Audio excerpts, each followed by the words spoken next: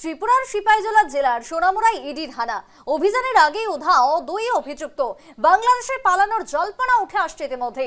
সোমবার ভোরে কেন্দ্রীয় তদন্তকারী সংস্থা এনফোর্সমেন্ট ডিরেক্টর যার অভিযানে ব্যাপক চাঞ্চল্যের সৃষ্টি।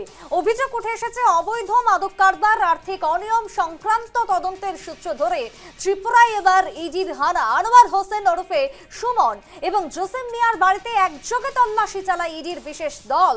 তবে অভিযানের সময় দুই বাড়ির মালিকের কাউকেই খুঁজে পাওয়া যায়নি। তদন্তকারী সংস্থার আগমনের আগেই নাকি তারা এলাকা ছেড়ে পগার পার। জানবো আরো বিস্তারিত। টেলিফোন লাইনে ভূপাল জুড়ে গেছে এই মুহূর্তে। ভূপাল, ত্রিপুরাতে এর আগেও আমরা দেখেছিলাম ইডির হানা, তবে এবার তেলিয়া সিপাহীজলা সেখানে ইডির হানা বলে খবর উঠে আসছে এবং সোনামুড়াতে ইডির হানা নিয়ে কি জানতে পারছো, কি কি তথ্য রয়েছে তোমার কাছে? দেখো, আজ ভোরে কুলুবাড়ি এলাকায় যে দুজনের নাম তুমি বলছিলে, যে আনোয়ার হোসেন ওরফে সুমন এবং জসিম মিয়ার বাড়িতে ইডি একযোগে হানা দেয় এবং বিশাল দলবল নিয়ে তারা কার্যত হানা দেয় একসঙ্গে, কিন্তু মূল অভিযুক্তদের খুঁজে পায়নি। তবে যতটা জানা গেছে, আর্থিক লেনদেন সংক্রান্ত বিষয়ে এই ইডির অভিযান। যে দুজন অভিযুক্ত রয়েছে তারা নেশা কারবারের সঙ্গে জড়িত রয়েছে বলে অভিযোগ।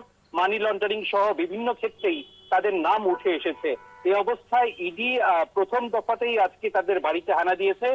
বাড়ির লোকজন কিন্তু কিছুই মুখ খোলেনি, তারা কোথায় আছে এবং তাদের বাড়িতে হানা দিয়ে ইডি কিছু পেয়েছে কিনা সে ব্যাপারেও কিন্তু স্পষ্ট কিছু জানা যায়নি। একেবারে ভোরবেলা ইডির এই হানা এবং যতটা খবর রয়েছে যে আগামী দিনেও ইডি আর তল্লাশি এবং হানাদারি কার্যত জারি রাখবে এবং মহকুমার এই চক্রের সঙ্গে যারা জড়িত রয়েছে তাদেরকেও কিন্তু ইডি খুঁজে বের করতে পারে বলে জানা গেছে।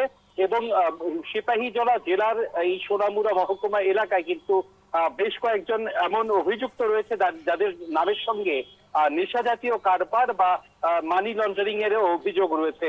এখন দেখার বিষয় কত তাড়াতাড়ি ইডি তাদের খুঁজে বের করতে পারে। কেউ কেউ বলছেন তারা মানে সীমান্ত পাড়ি দিয়ে ওপারে চলে গেছে। এখন সেক্ষেত্রে পুলিশ কতটা তদন্ত করছে বা পুলিশ ইডিকে কতটা সহায়তা করছে সেটাও কিন্তু প্রশ্নের মধ্যে আছে। সবটা বিষয় কিন্তু স্পষ্ট হয়ে যাবে দিন গণনার সঙ্গে সঙ্গেই। সুপ্রীতি, একেবারে তাই। ভূপাল, ধন্যবাদ তোমায়। অর্থাৎ আরো তদন্তের ক্ষেত্রে যে সমস্ত কিছু পরিষ্কার হয়ে যাবে, কি কারণ, কারা কারা জড়িত আর কোন কোন মাথা জড়িত রয়েছে, সমস্ত বিষয় নিয়ে কার্যত পক্ষে চাঞ্চল্য এবার ইডির হানা ঘিরে ত্রিপুরায়।